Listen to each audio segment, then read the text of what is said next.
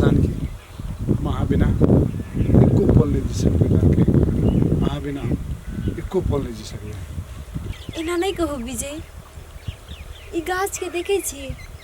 हमरा और के प्रेम के प्रतीक छे हमरा सब के रिश्ता ई जन्म के नहीं जन्म जन्म के रिश्ता छे विजय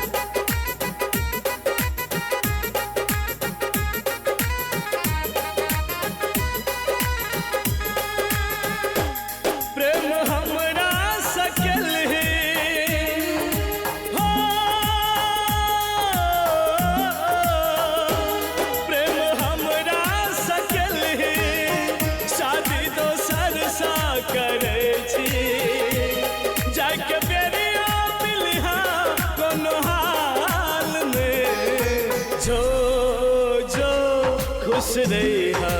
तू ससुराल में जो खुश रहा तू ससुराल में प्रेम हमरा सकल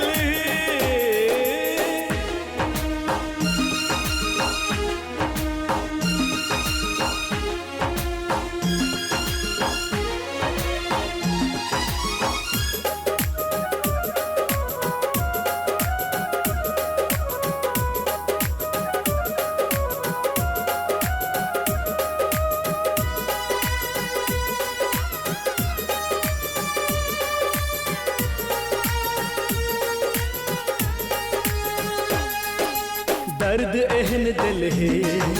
सहल न जाए हमरा दिल के बात हम कहब अब ककरा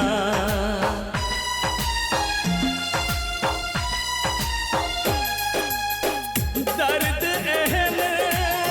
दिल है हमरा दिल के बात कहब ककरा हर हर जियारा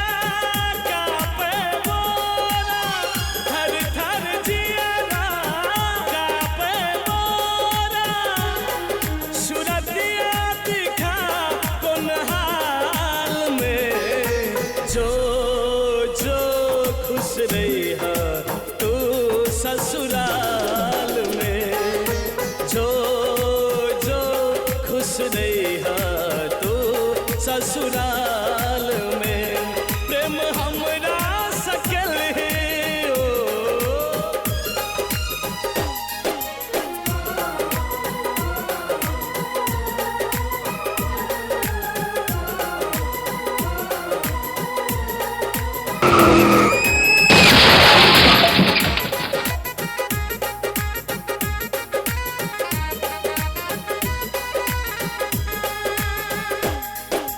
हमरा छोड़ के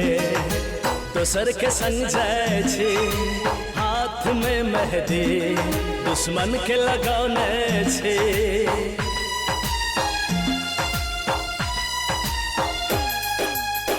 हमरा छोड़ के दोसर संग जाए छी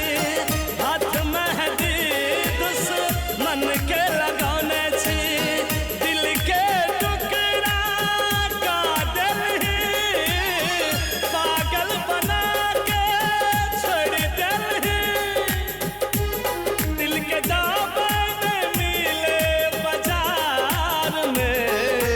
जो